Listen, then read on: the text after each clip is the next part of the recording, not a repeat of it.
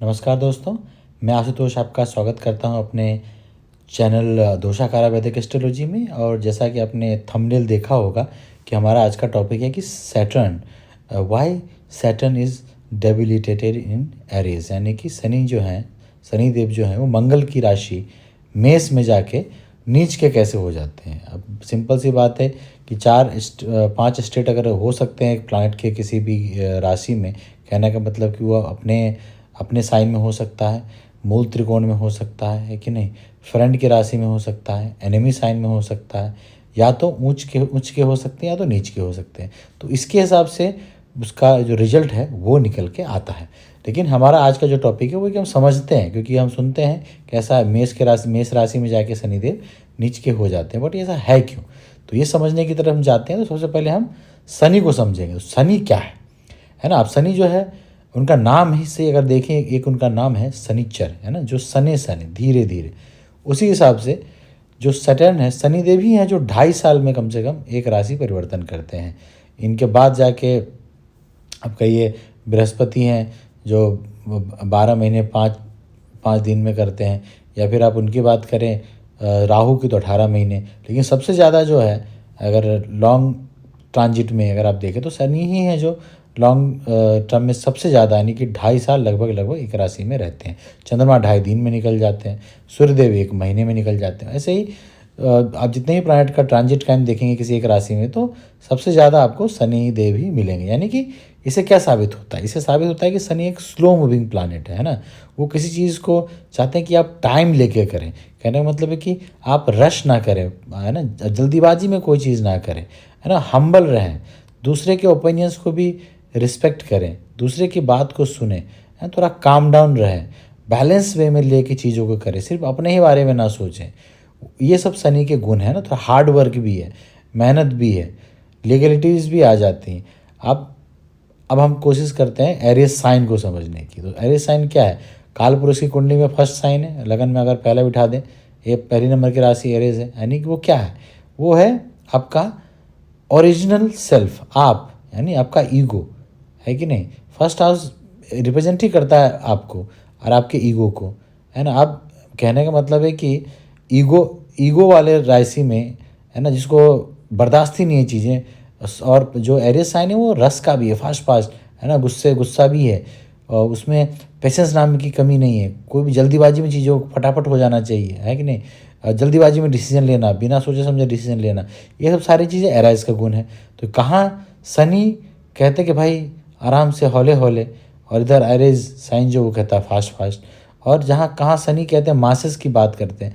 शनि क्या मार्केट को भी दर्शाता है कि नहीं, जो खास करके फिलिया मार्केट आप कह लो, भीड़ भाड़, जो कॉमन लोग हैं उनको दर्शाता है। और कहाँ आप ईगो लेके बैठे, जब आप खुद का ईगो लेके बैठेंगे तो आप शनि जैसे हो ही नहीं पाएंगे। अब शनि का गुण जो है वो मेष में से मैच नहीं करता। तो जब वो वहाँ बैठते हैं तो शनि सोचता रहे कहाँ आ गया मैं। तो सिंपल सी बात है, अब ऐसी जगह शनि का जो अपना सर्वोच्च गुण है वो निकल के नहीं आता है। वो कंफर्टेबल होकर कुछ कर ही नहीं पाते, क्योंकि यहाँ वो कंफर्टेबल ही नहीं है। जहाँ आप कंफर्टेबल ना हो वहाँ कैसे काम चलेगा। आप जैसे अपने घर में आप सबसे ज़्यादा कंफर्टेबल होते हैं, आप किसी मित्र के यहाँ जाइए तो भी आपको कोई दिक्कत नहीं है। किसी जाने अनजाने लोग के पास चले जाइए, थोड़ा आप सिकुड़ के रहेंगे। लेकिन आपको ये पता लग जाए कि सामने वाला तो भैया 2-4 मर्डर करके आया है, या फिर मतलब क्रिमिनल है, तो आपकी तो हालत ख़राब हो जाएगी।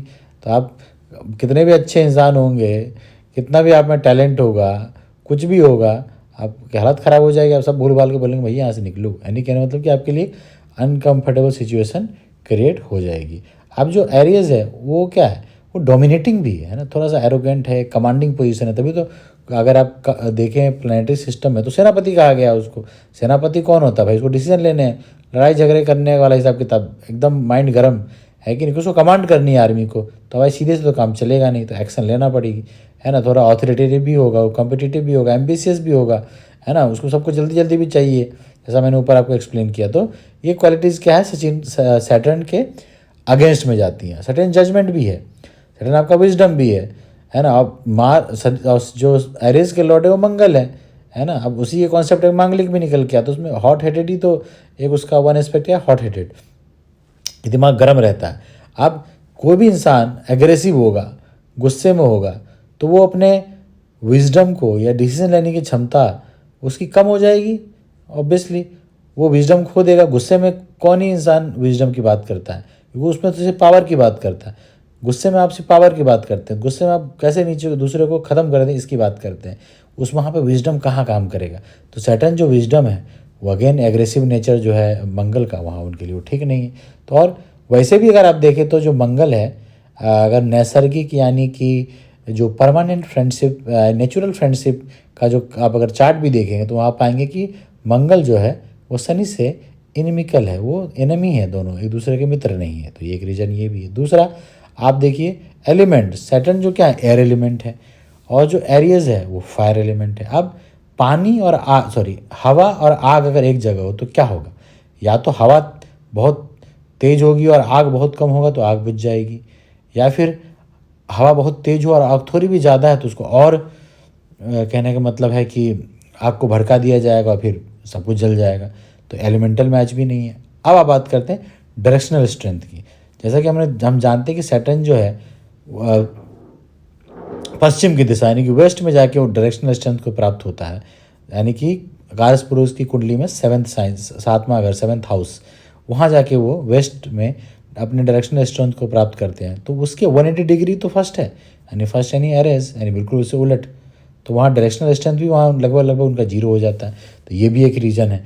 तो कहने का मतलब है कि किसी भी प्लानट को अपने अच्छे रिजल्ट देने के लिए, है ना, उसकी अपने सर्वोच्च क्षमता से काम करने के लिए उसका कंफर्टेबल होना बहुत ज़रूरी है। जिस तरीके से आपको काम करने के लिए कंफर्ट होना, आप कंफर्ट ढूंढते हैं कि भाई सब कुछ परफेक्ट होना चाहिए, तो उस हिसाब से आप जो है रिजल्ट आपका भी आता है। तो सेम प्लानट का भी यही सीन है कि दोनों के गुण धर्म में ही काफ़ी उलट है। ये दोनों एक दूसरे के बिल्कुल इसके जो गुण हैं वो मिलते ही नहीं हैं। तो इस करके सैटर्न जो है जब इस राशि में आते हैं तो अपना सारा जो गुण है वो खो देते हैं और वो नीच के हो जाते हैं, फिर अच्छा रिजल्ट नहीं देते। अब कैसे उसको ठीक करना है वो उसकी चर्चा हम बाद में करेंगे। हमारा जो टॉपिक है वहीं तक रहते हैं। जो टॉपिक था वो है शनि मंगल की राशि मेष में जाके नीच के कैसे हो जाते हैं। अच्छा लगा हो आपको, समझ में आया हो, समझ में आई हो बात, तो शेयर कीजिए, सब्सक्राइब कीजिए और लाइक कीजिए। बहुत बहुत धन्यवाद आपका।